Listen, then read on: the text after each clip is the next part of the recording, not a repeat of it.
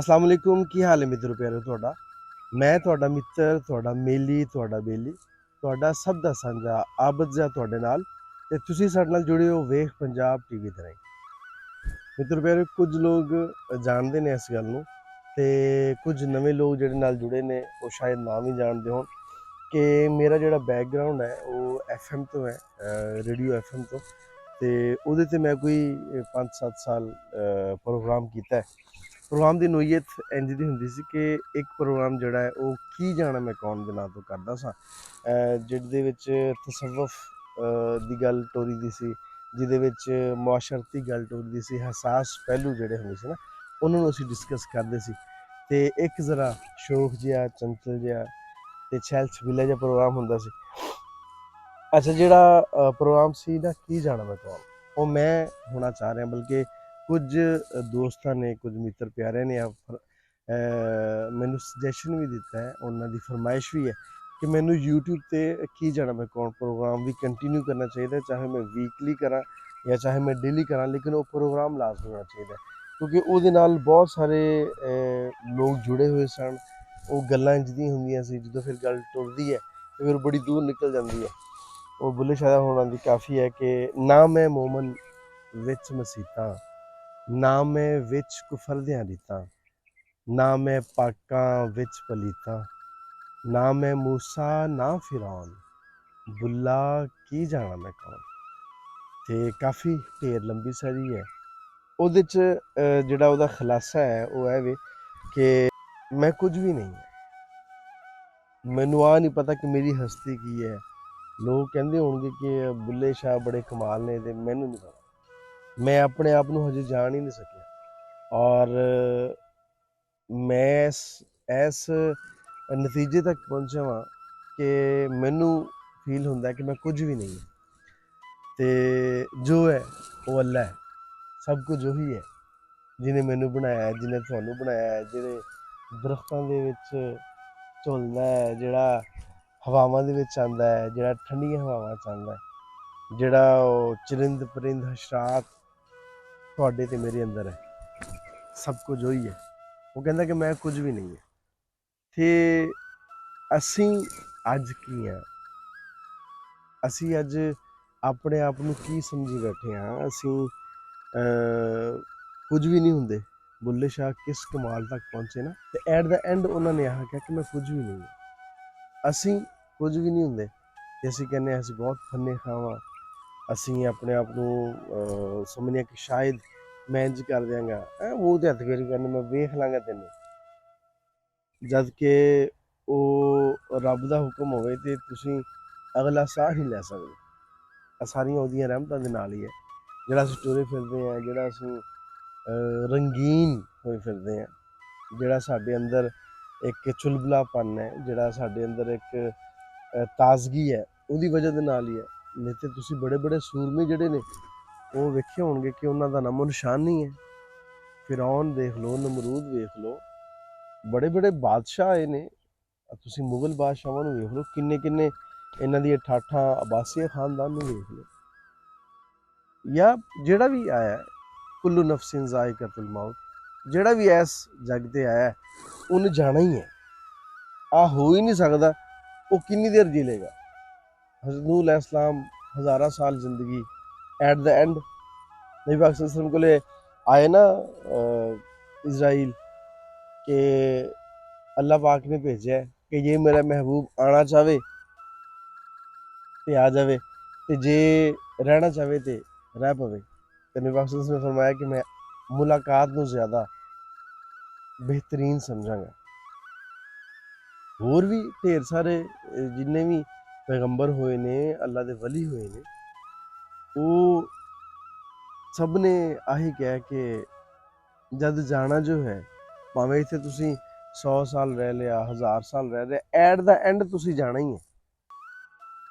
ते जिस जगह तो जाना होवे ना उस जगह दे उत्ते इन्ने ढेर सारी ख्वाहिशां, इन्ने ढेर सारे मामलात, इन्ने बखेड़े ਉਹ ਨਹੀਂ ਖਿਲਾਰਨੇ ਚਾਹੀਦੇ।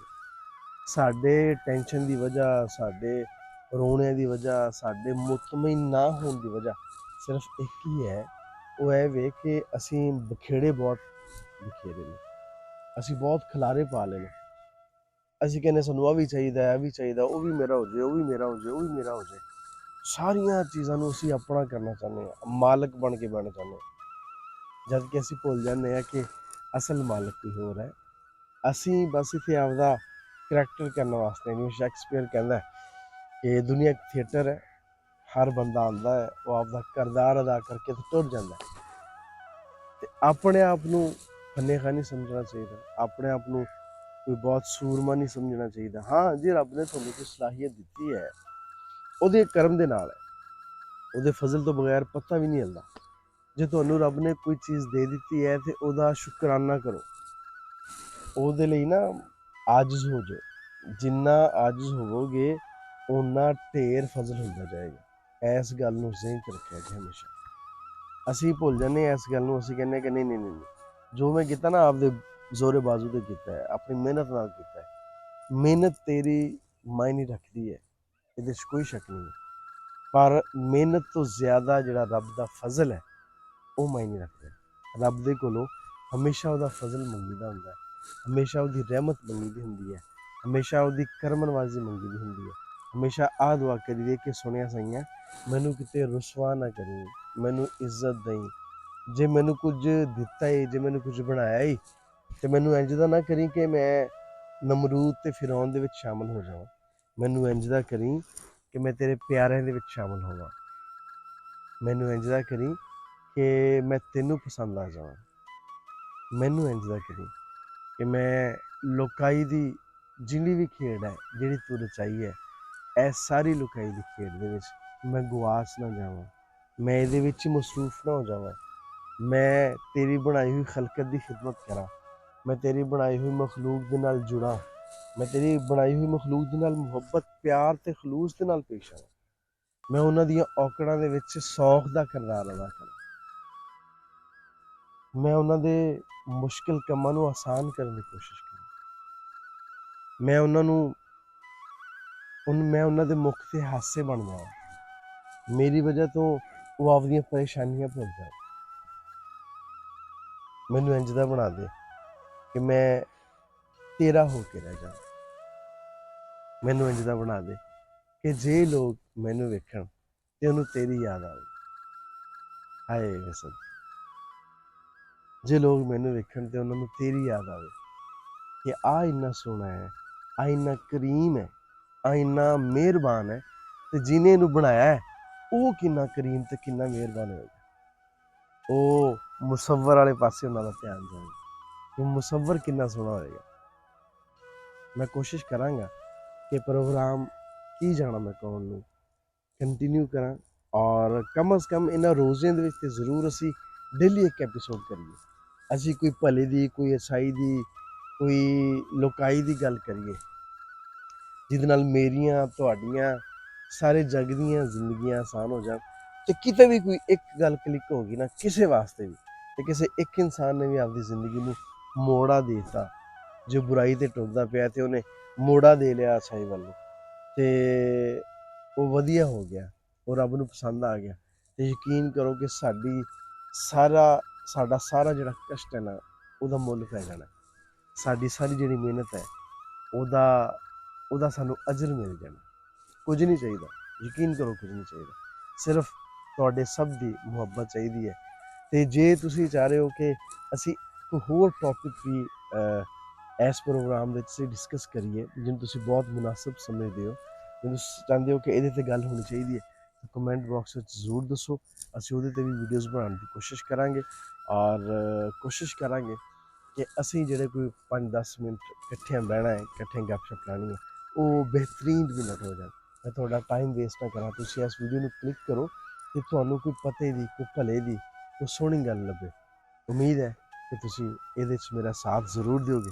ਆਪਣਾ ਤੇ ਆਪਣੇ ਆਲ ਦੁਆਲ ਦਾ ਰੱਖਿਆ ਜੀ ਢੇਰ ਸਾਰਾ ਖਿਆਲ।